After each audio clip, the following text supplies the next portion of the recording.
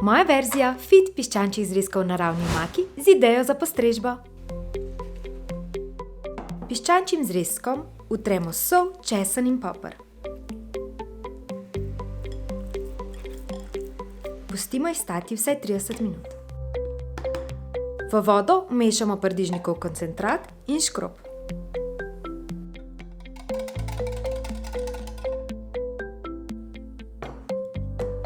Zrezke v vroči ponvi brez maščob popečemo na vsaki strani nekje 2 minuti.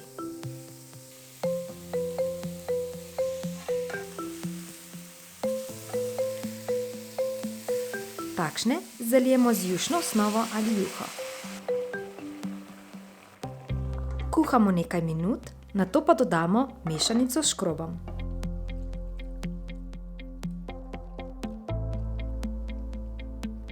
Po potrebi dodamo še poper, česen, sol in peteršilj.